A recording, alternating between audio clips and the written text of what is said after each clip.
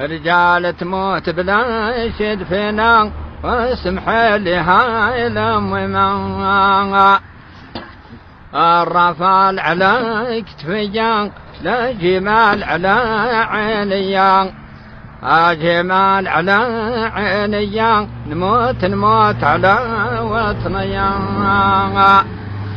أباطن جارها اللي بكات في شهر رمضان اللي فات سامحت سعيدة وبكات قالت خيل مات ما تبكيش هاي عينيا ما تبكيش على ابن الشهيد ابكي على الحكيم بعدين ولا احجر رومية.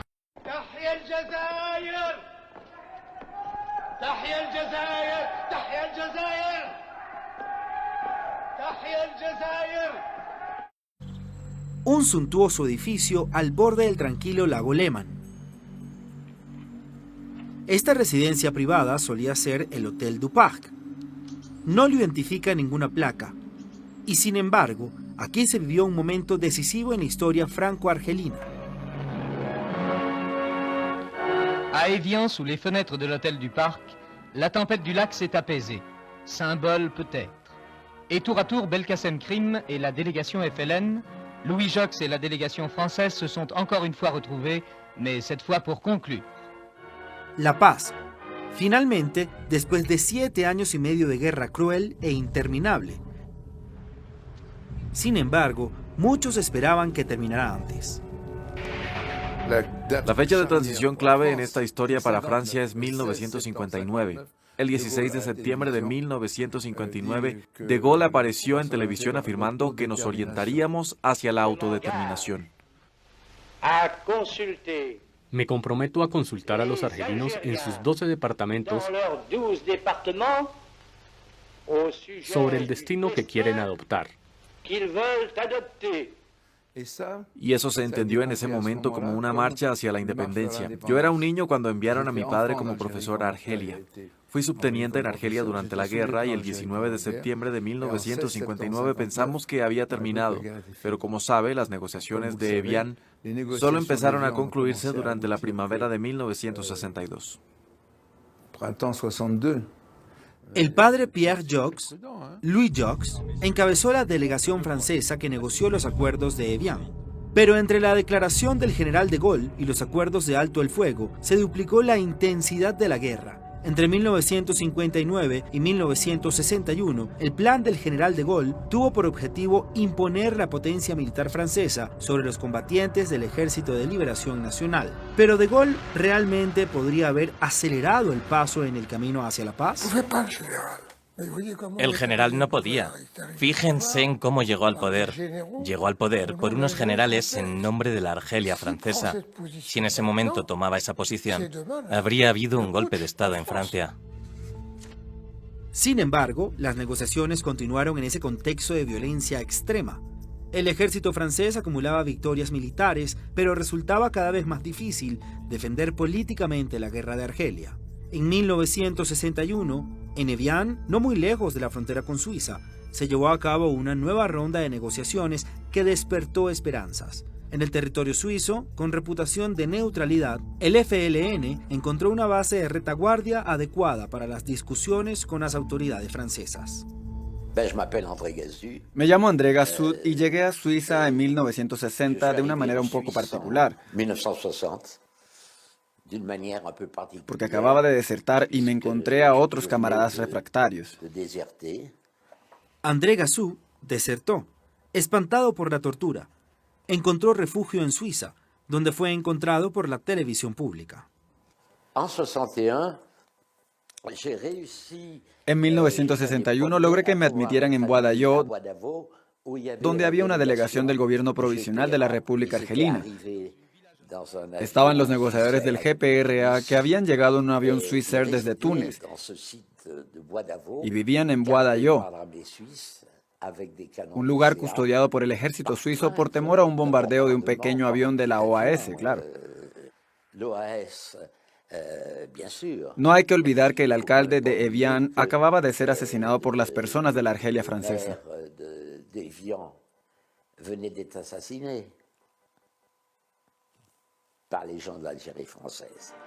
Continúa la investigación para tratar de encontrar a los autores del atentado de Evian, que le costó la vida al alcalde de la ciudad, el señor Camille Blanc, y dejó herida a su mujer. Los investigadores examinan actualmente algunos documentos del expediente, toda clase de cartas de amenaza, casi todas enviadas desde Argelia.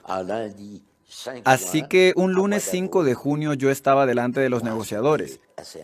Era bastante increíble estar frente a ellos, la alegría frente a los negociadores. La alegría. Tal vez esa guerra podría terminar, pero las primeras negociaciones de Evian no dieron resultado. Me llamo Yves Roland Villecart. En esa época estaba en el Ministerio de Asuntos argelinos, cuyo titular era Louis José. Los acuerdos se desarrollaron en varias fases. Karim Belkacem estableció 2 líneas rojas. La unidad del pueblo, que se oponía a que hiciéramos un estatuto especial para los Pieds Noirs. Y luego la unidad de territorio. Bajo ningún caso debíamos desmembrar a Argelia privándola de sus departamentos saharianos.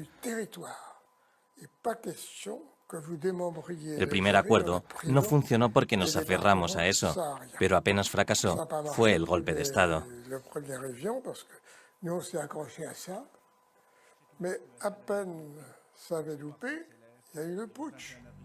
La perspectiva de una Argelia independiente era inconcebible para algunos oficiales del ejército francés. En abril de 1961 trataron de derrocar el poder golista. Les habla el ejército. Delante de ustedes están los generales Chaulieu y Seller. El 13 de mayo el ejército francés juró solemnemente mantener a Argelia dentro de la soberanía francesa. Venimos hoy, en nombre del ejército francés, a renovar ese juramento. Los golpistas nunca lograron movilizar a las tropas. Todos tenían transistores. Escuchaban lo que se decía en París. Los llamados del general a resistir contra ese golpe. Por eso fracasó. Después de eso, el general nos convocó y nos dijo: Argelia es una caja de penas, pero ¿tienen alguna opinión sobre el futuro de la negociación? Yo sí tenía algo que decir. Los argelinos nunca renunciarán al Sáhara. Deben tener la soberanía y si no la tienen, no funcionará. Quedé gratamente sorprendido cuando escuché la conferencia de prensa que dio unos días después, en la que dijo: ¿quién podría pensar que los argelinos algún día renunciarían a la soberanía sobre el Sáhara? Estamos listos para reconocerla, pero necesitamos garantías. El acuerdo sobre el tema del Sáhara desbloqueó unas negociaciones que una vez más amenazaban con llegar a un punto muerto. El general de Gaulle presionaba cada vez más a sus negociadores. El alto el fuego se firmó el 18 de marzo de 1962 y entró en vigor el día siguiente al mediodía. Argelia nació a la fuerza. No fue una simple transferencia de soberanía como en Túnez o en Marruecos. Aquí fue muy difícil. Los argelinos también obtuvieron una sentencia favorable sobre un tema fundamental para ellos. No habría un estatus particular para los europeos. Querían darle la nacionalidad argelina a 1 millón de europeos, pero manteniendo la nacionalidad francesa. Eso generaba un Estado dentro del Estado. Así que rechazamos ese punto. Un referendo de autodeterminación se organizó en los 3 meses siguientes.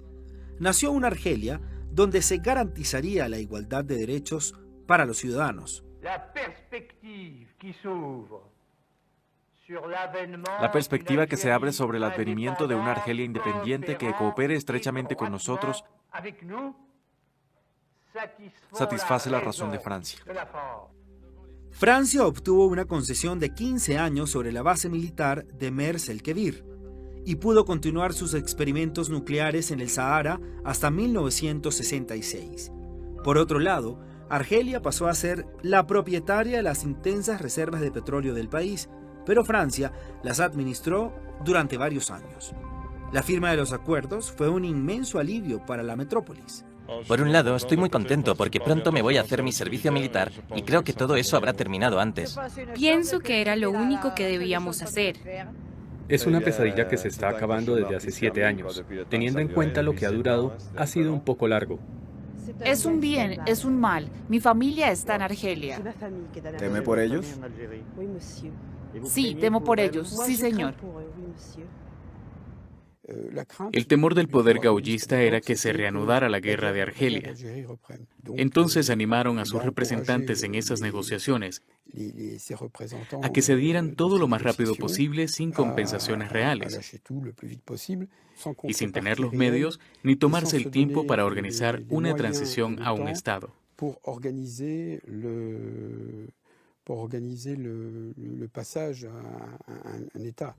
Por su parte, el FLN permaneció atento.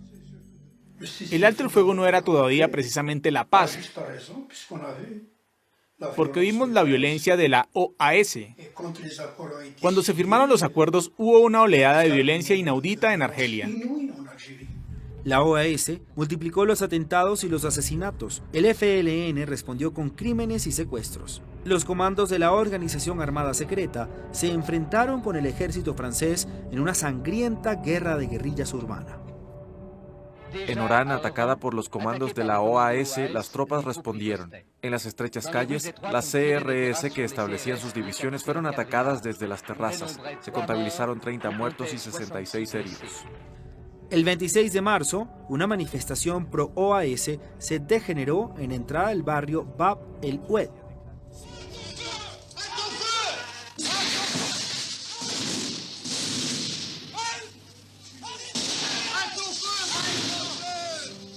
El balance fue importante, decenas de muertos y un cambio en el espíritu de muchos pieds noirs. Hicimos que los franceses le dispararan al ejército francés. Entonces, para los pieds noirs, esa fue la prueba de que la OAS tenía razón cuando decía, es la mochila o la tumba.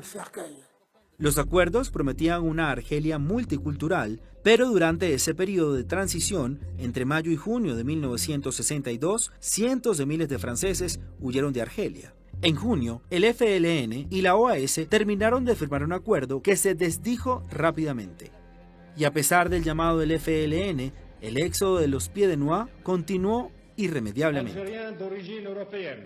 Argelinos de origen europeo, en nombre de todos sus hermanos argelinos les quiero decir que si así lo quieren, las puertas del futuro se abrirán tanto para ustedes como para nosotros. Nuestro pueblo, con su sabiduría, ha soportado muchas pruebas. Que esta noche, que mañana, cesen las últimas violencias. Pero las violencias continuaron, incluso hasta el mismo día de la independencia. El referendo previsto por los acuerdos de Evian fue una formalidad. Más del 99% de los votantes escogieron la independencia. Pero el 5 de julio, la fiesta nacional en Orán terminó en luto. Hubo disparos, se desató el pánico. La OAS fue la principal sospechosa. En el corazón de la ciudad, mientras la emoción alcanza su punto máximo, estalló un tiroteo que dejó más de 100 muertos y alrededor de 150 heridos entre las dos comunidades. Después del tiroteo hubo una oleada de violencia. Muchos europeos fueron linchados. Francia también dejó atrás decenas de miles de jarquis, argelinos reclutados como auxiliares del ejército francés que lucharon del lado del colonizador, considerados traidores por el FLN. Los dejaron voluntariamente ahí. Algunos dijeron haber renunciado. A esos los repatriaron a Francia y los ubicaron en campamentos. ¿Por qué? Porque no confiaban en ellos. El general le ordenó a José dar instrucciones para que no se embarcara a los jarquis.